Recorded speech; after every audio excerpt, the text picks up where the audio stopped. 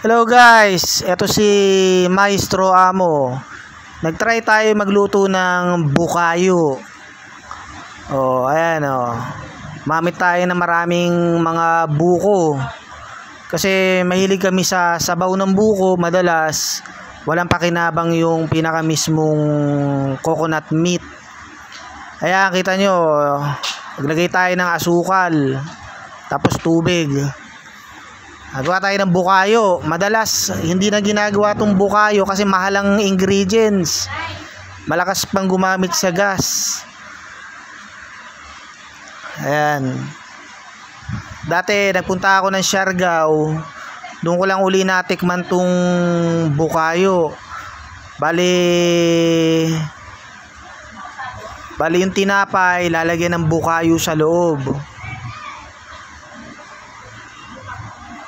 Ay, masarap po. Ang tawag pala dun sa pinaka mismong tinapay nila, pan de coco. Ngayon sa Maynila, bihira na makatikim ng pan de coco. Mahal kasi yung ingredients. Tsaka matrabaho. Ayan. Sa ngayon, papalaman lang natin ito sa tinapay. Kasi wala tayong time para mag-bake ng fresh na monay. So ipapalaman na lang.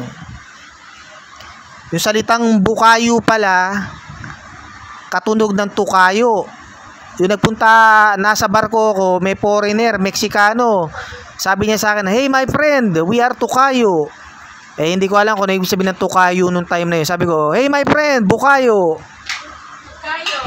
Then tinanong ko yung pinaka mismong kabaro ko na Pinoy. Ay ko, "Pare ko, ano yung tukayo?" Sabi sa akin, yung kapangalan daw. Yung ba? Akala ko bukayo. Sige, enjoy lang kayo sa panonood. Masarap to guys, hindi katamisan. Ayan. Sayang kasi kaya kinayod ko yung mga laman ng buko. Ito yung ang buko na to, sariling tanim to ng magulang ko dun sa isang lupa. Pinagkukuha namin, napakamahal ng buko dito sa Maynila, 40 pesos. Isama mo pa yung pamasahe mo, lalabas 50.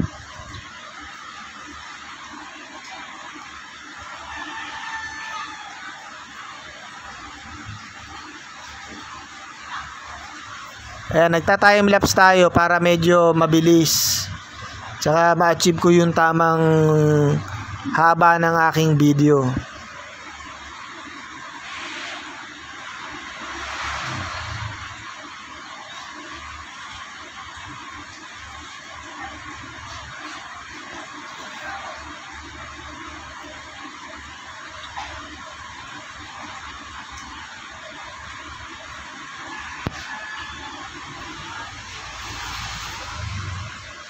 Ayun na, luto na dyan.